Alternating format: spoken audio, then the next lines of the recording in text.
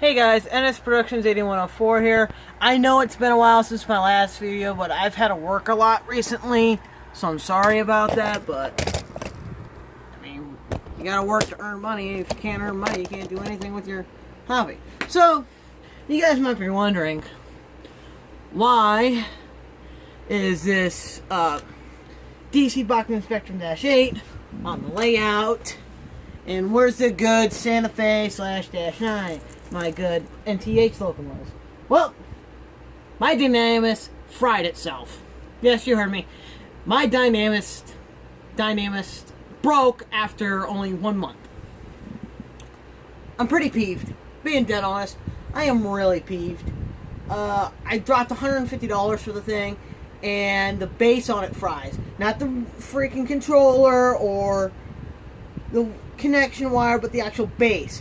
I'm thinking what happened was, I know a couple times I left for work and I accidentally left it plugged in. As you guys may know, I had it sitting right here on this peg, but I didn't have a base for it. So what I'm thinking is, when I accidentally left it plugged in a couple times when I went to work for 8 hours, I know we did lose power at work on those days a little bit. Our lights would flicker, giving us a sign that our power was going out and off for like a second or two. I think that caused it, and it would actually constantly fall off this peg, and I think that's also what else caused it to fry, because of the sudden surge of power when the cord disconnected and reconnected real quick. So I'm going to buy a new one in a couple months, because I got to save up. I'm trying to save up because this is my senior year, so I got to save up for an apartment after my senior year. You know, save up, put down some money for an apartment. So I'm saving up for that, so I probably won't get in a DCC system until about November-ish.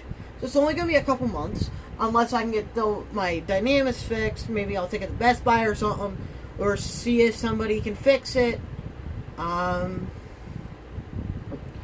couple other things is, I am going to a train show in November, so once I save up $2,000, any other money I make after that is going towards the train show. I'm planning on taking about $1,000, because I'm planning on buying a lot of stuff. I mean, a lot of stuff.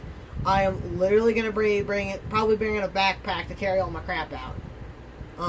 It's just going to be nuts. Backpack, or, just a carry bag. Some carry-on bag, so I can carry it all out of there, because I'm planning on buying a lot of stuff with $1,000, or even $500. You know how much good deals you can get at train shows. Look at SNT Mainline. He goes to train shows and he comes off with a crap ton of stuff, and he probably spent less than $100 for it. But in my area, is more the high-end quality maulers. The DCC sound kind of guys. So I'm expecting a little bit more pricey, which is actually fine by me, because I love DCC sounds. My number one thing I want to find is a Kato SD80 Mac and no folk Southern with DCC and sound. That's my main goal. Or a Broadwood Limited Imports CSX AC6000, which I'm gonna, since I'm doing 2016, CSX still had their AC6000s. They didn't retire those until 2018, last year. So that's the area I'm trying to model. This Dash 8 staying in this paint job for it, but I also want to hopefully pick up a speaker and soundboard for that. This is going to probably get repainted into a, here, let me pull it up just a little hair.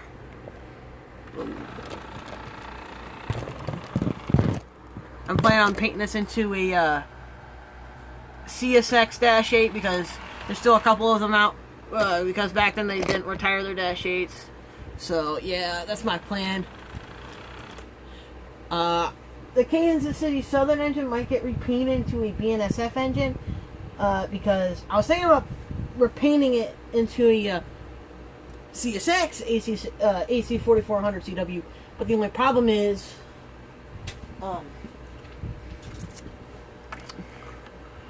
CSX has their number boards on their AC 4400 CWs on the nose. And these ones are up on top. So this is either going to become a Union Pacific or BNSF. I think I might do a BNSF, so I have a matching 3 set of BNSF engines. This is going to be BNSF-8, BNSF AC4400CW. I'm going to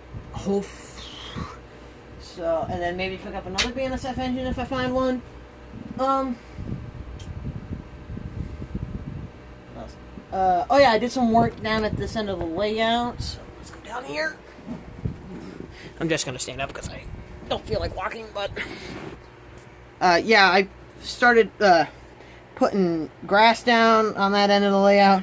Actually, let's go over here because I like this spot. This is a really cool spot. So what I want to do is like a really overgrown branch line kind of idea. So I just took some of my grass and I put a crap ton of glue down, half glue, half water mixture, so it's easier to spread out. I put this all down and it looks really nice. See, there's still enough room though for the rolling stock to come down. It's still power, so if I really want, I can send switchers down here and do some switching. But yeah. This is not, okay, so this is not permanent right here. I was just fiddling with this. This is going to be either a just spare storage track / track for locomotives, because when I had these up here, oh, by the way, see, we'll get this thing running again. Turns out the proto coupler was the problem right there. The proto coupler box was hitting the truck, so it wasn't allowing to go on 18-inch radius turns. I just had a spare Katy coupler box laying around, so I put it in. So that's running again.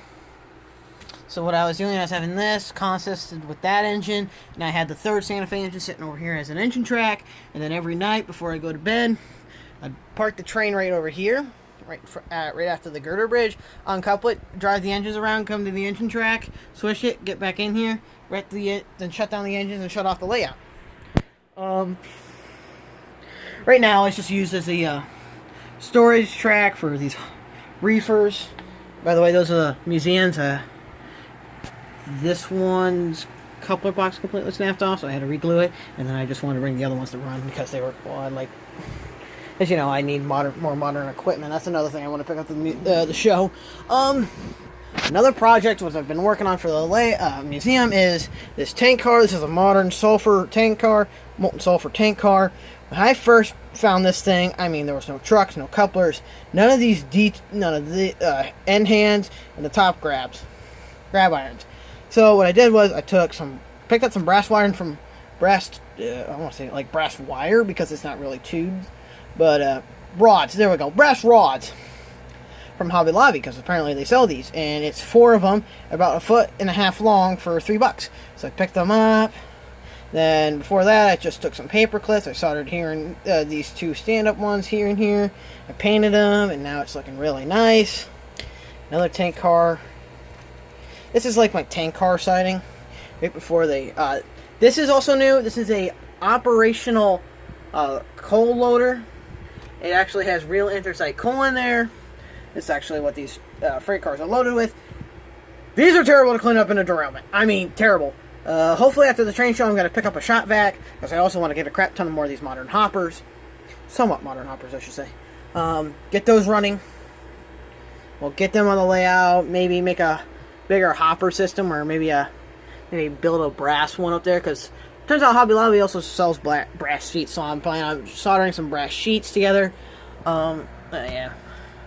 If you guys are in my local area, around November 30th, the weekend of November 30th and December 7th, I'm going to be at the Lakeshore Railway Museum selling some of my custom drawings. This one is staying here because I love it. This is actually my favorite EMD locomotive. This is a SD80 Mac for its original owner of Conrail. It's got the Conrail quality scheme. I know the numbers are all screwed up. This is before one of my teachers gave me stencils, which I'm so glad, because he's an awesome teacher. But yeah, I draw these on my spare time at school. So yeah. Yeah, I also did that in one of his classes, and that one. That's probably my favorite one out of all of them. But anyway, yeah, so as you guys knew last time, we had the sighting here but it didn't have this section, so I added in this one right here. I've been tweaking the layout. For instance, this siding here is now only for this hopper. It actually ends right over there behind that green BNSF reefer car. So that ends there. Over here is a new MOW siding. Actually, let's go over here and look at this, because it's actually, I did something pretty cool to one of my cars. So, I was on this one website where they sell MOW equipment in HO scale. And they had the rail, they had that crane on a hop that can go onto a gondola. So what I did was I took a Lego one, I was able to get it somewhat, and it actually looks pretty good. It also is functional, you know, can rotate, it rotates, the claw actually opens, and so yeah, it's actually, I love it, it looks awesome, this is the new MLW train, you know, you got your section rail here, all your ties in here, spare rails in there, and then this is just some storage from extra flats. Actually, I was able to get this car working.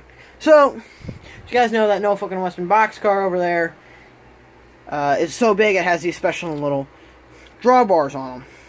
When I was at the main museum, I found the ones for this car. So I put these on, so now this car can operate on the layout without derailing. Only problem is I still need to find the middle frame for it.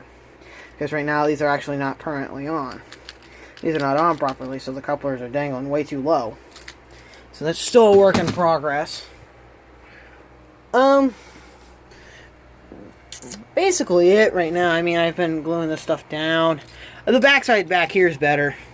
And I've had like I've had a little construction scene going on. I actually did have a train derailment with one of those coal hoppers, so I have, you know, just a little cleanup scene right there. You know, yeah, there we go. Cleanup scene. Yeah, there we go. Cleanup scene. I mean, it's not perfectly HO scale, but it actually doesn't look too bad. But yeah, you know, you got Matchbox truck here on the flat car, and you know, probably my favorite caboose of all time, and then it breaks, falls off my thing, breaks down here, breaks all the nice little plastic detailing. I love Atlas models, but I wish they made that all metal. I wish they made these end pieces all metal, because then this car would almost be indestructible, and I love it. I mean, these pieces are metal. These separately applied handrails right here are metal. Come on, camera, focus.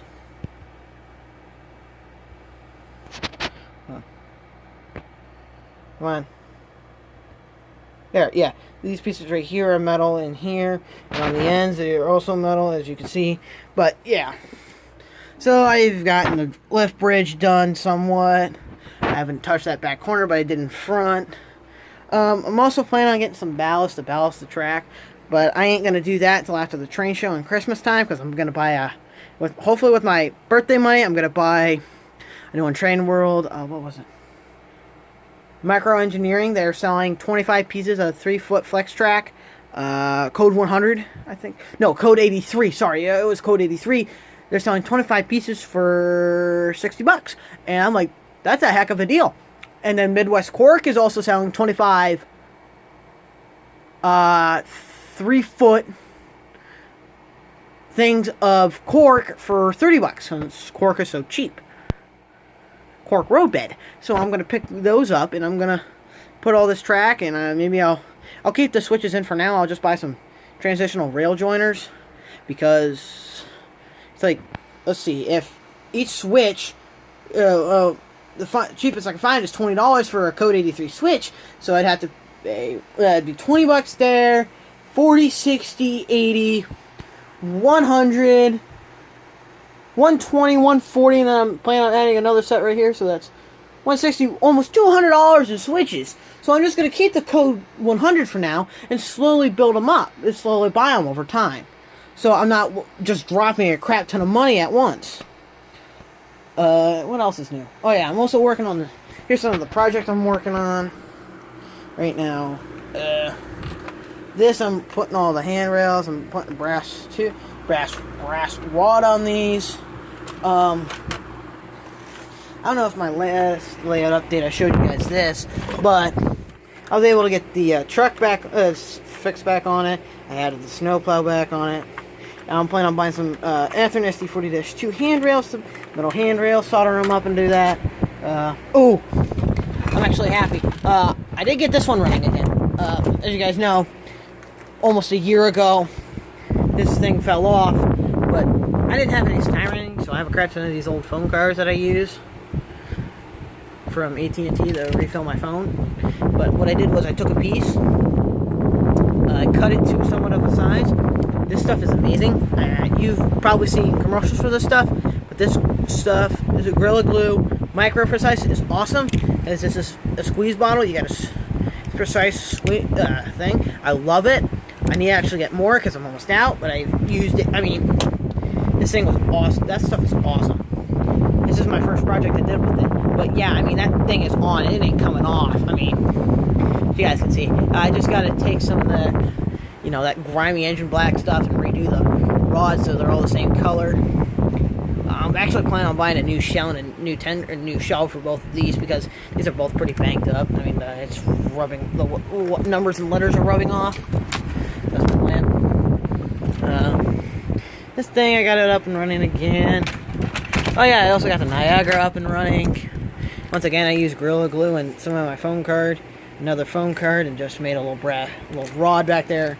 So it runs again. That runs really well. This is back up and running, same thing with the B unit.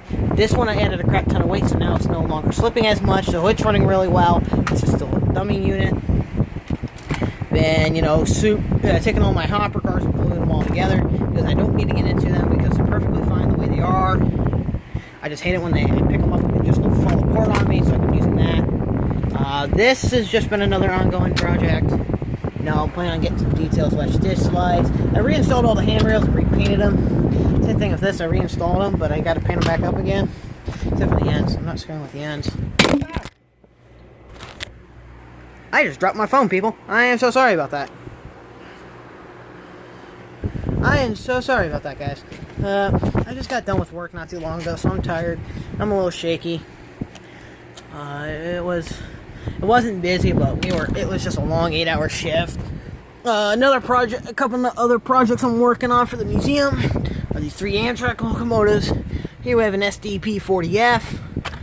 I mean, this motor was completely seized. It didn't want to turn. It got so hot, it started melting all the plastic around it, so it wouldn't move. So I remotored it, cleaned up the commutator. Still trying to get it to run better because it runs barely. I mean, it'll go like this at full throttle. I'm like, that's not healthy at all. Okay, so that's that one. Now these two I'm really proud of because these cleaned up very nicely.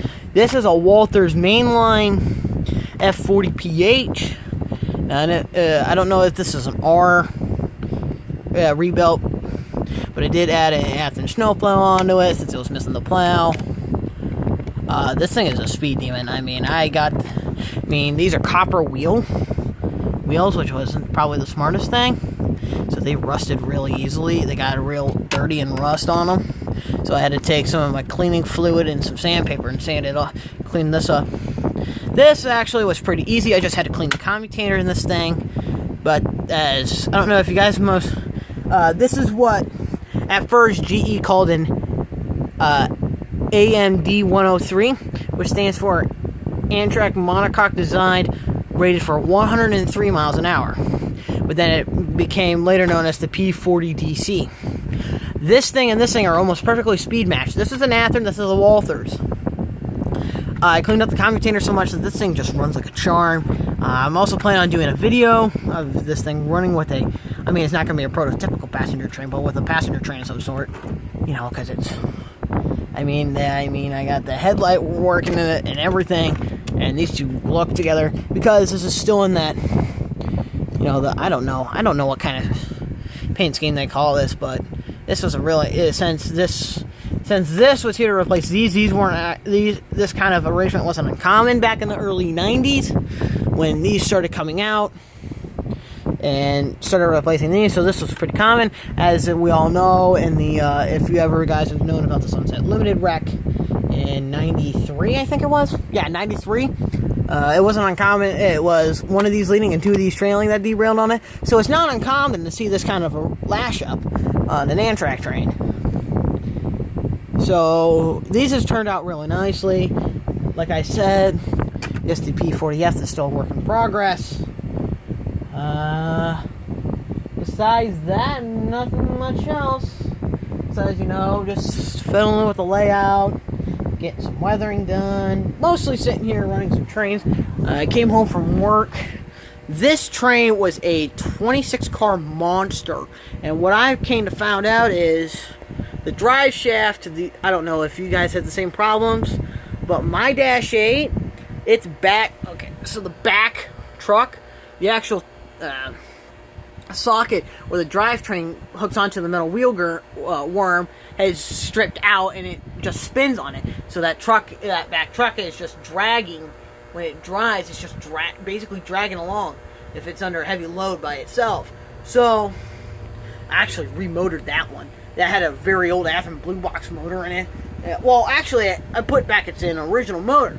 It had a Athearn Blue Box motor in it because the DCC board on that Friday, that was a while ago, almost 3 months ago. I put in a motor, it sucked. Found all the parts to put the original motor back in, did that, runs at the same speed, so now I just run the 3 engines as a consist. Because, why not? It's my own railroad, right? Until I get my DCC system back up and running. I'm just getting another Dynamis, man. I'm just going to get another Dynamis. I already got 2 controllers. I can easily sell off the 2 controllers if they're still working. Or, I know that back one back there is not working the greatest, but I can use it for parts. That front one works pretty good. I'm also planning on getting a Pro Box, hopefully. A Dynamis Pro Box. And when I do get the new Dynamis, it's not sitting there. It's going right over there in the corner.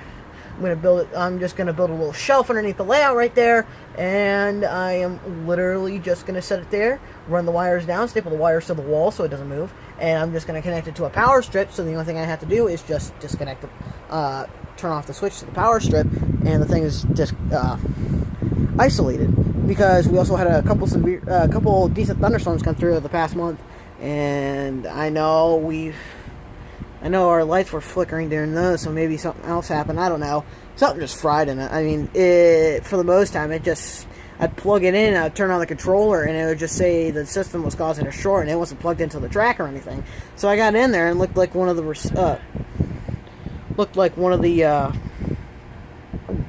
what were they called? Capacitors. The capacitor fried on it because it had that burn mark, that white burn mark on it, and it smelled burnt. So I replaced it with the one from my Easy Command because those were still good. It would still cause the same thing, and then now it just doesn't even turn on, which is irritating because it's like, really? Not even a month old and you're fried, but yeah, I've learned my lesson. So I'm going to take 10 times more care of my next one. So yeah. Nothing else, really. Basically, that's everything new right now.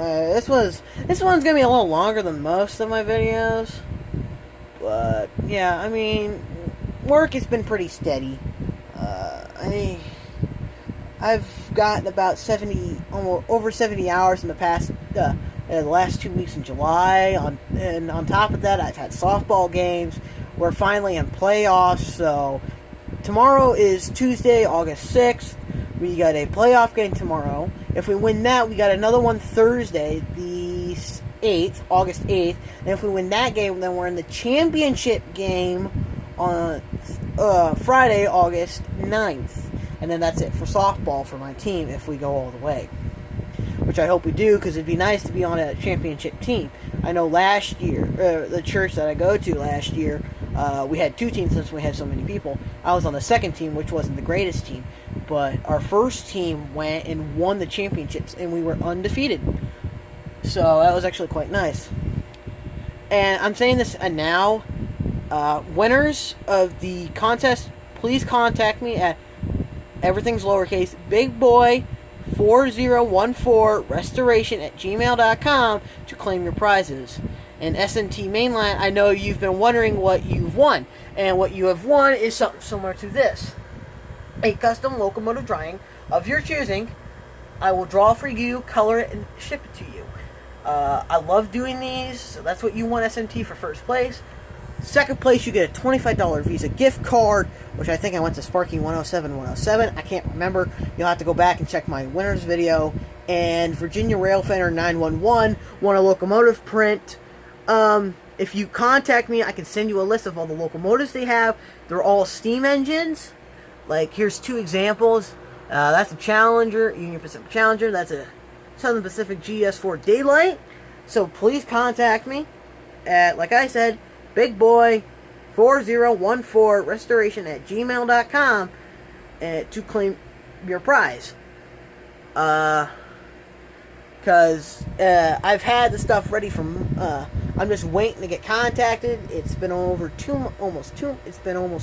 It'll be 2 months on August 10th, I think, for the winners. So please contact me so I can give you your prizes, which you have a right to claim. So, without further ado, let's run the freight train real quick. And then that'll be the end of the video. I hope you all have a great day, whatever time of day you're watching this at. So, great morning, day, whatever. Not what I was supposed to do. You were not, camera, you weren't supposed to get hit by the train. Ugh. Okay, hold on. Gotcha. Wait, yep. Okay, so hold on. Let me fix this stand so I can get it to sit properly. Hey, no, stay sitting. Okay.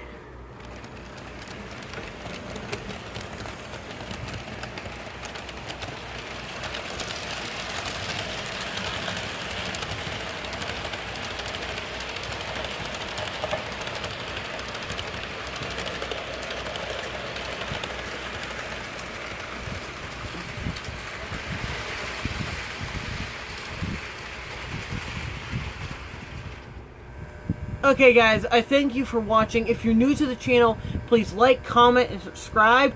And I'll catch you guys on the next railway adventure.